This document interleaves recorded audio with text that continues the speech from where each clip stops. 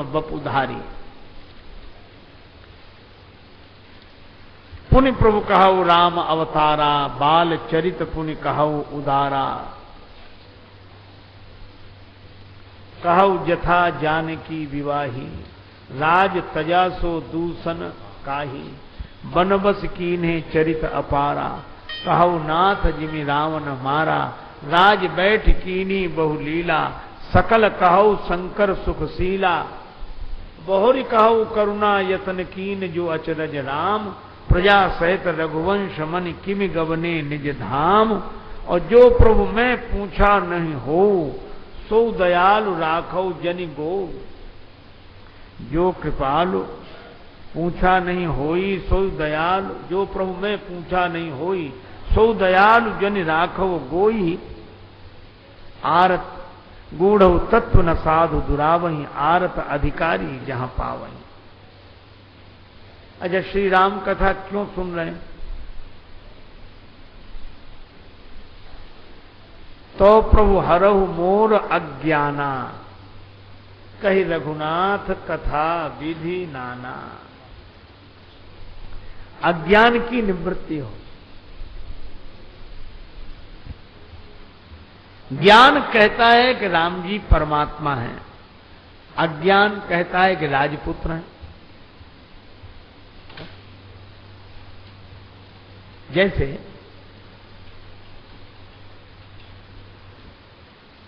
कोई पाषाण प्रतिमा में भगवान को देखे, सच्चे अर्थ में वही ज्ञानी है। जैसे चित्र में भगवान दिखें, मूर्ति में भगवान दिखें, वे ज्ञानी हैं। और जिसको भगवान में मूर्ति दिखे, जिसे भगवान में चित्र दिखे, वे ही अज्ञानी हैं। तो राजपुत्र के रूप में श्री राम हैं, पर उनमें भगवान दिखें तो ज्ञान है। और राम जी भगवान हैं, उनमें राजपुत्र दिखे तो अज्ञान है। श्री कागभूषण जी कौवे के रूप में हैं, पर कौवा नहीं है।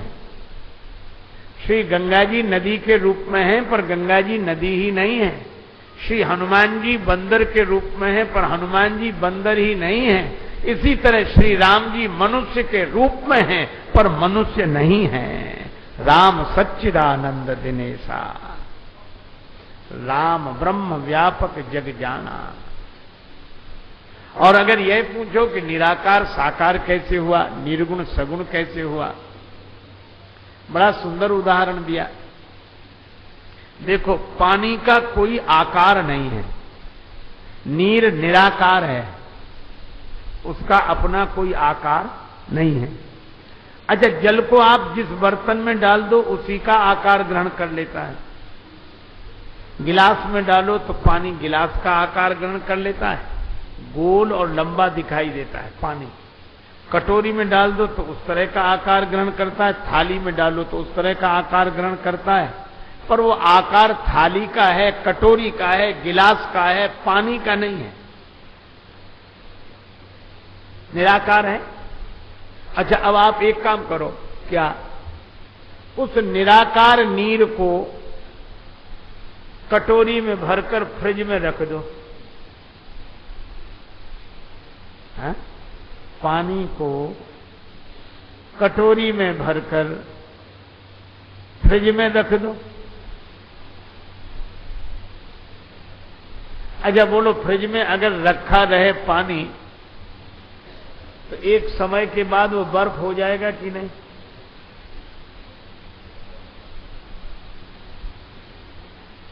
पानी को कटोरी में भर के फ्रिज में रखो तो एक समय बाद वह बर्फ हो जाता है। और पानी है निराकार और बर्फ है साकार। तो निराकार पानी को साकार बर्फ बनाने के लिए पानी में कुछ मिलाना पड़ा क्या? नहीं मिलाना पड़ा। कटोरी में भरकर फ्रिज में रखना पड़ा, तो वह साकार हो गया कि नहीं? इसी तरह वह निराकार ब्रह्म, वह निराकार परमात्मा, उसको आप अपनी भक्ति निष्ठा की,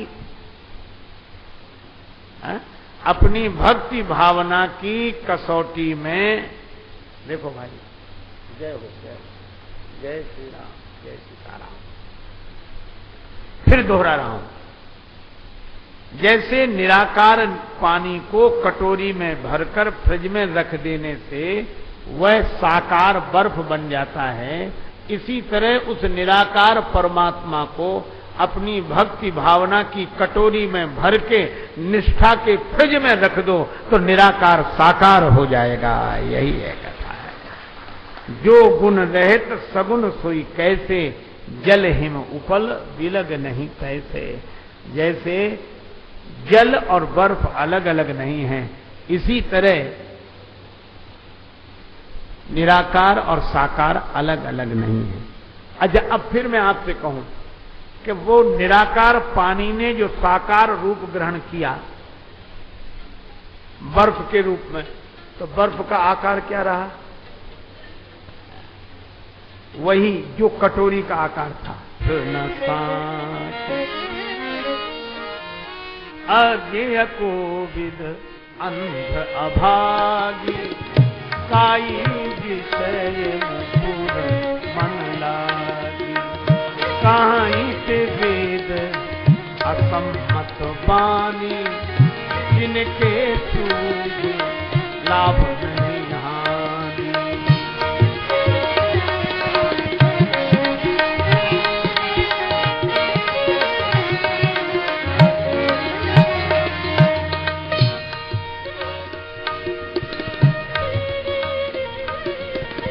बातुल भूत विवश मतवारे,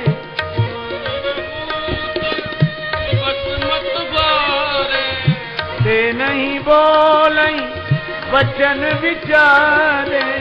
ते नहीं बोलई वचन समारे, जिन कृत महा मोह मत पाना, तिन कर कहा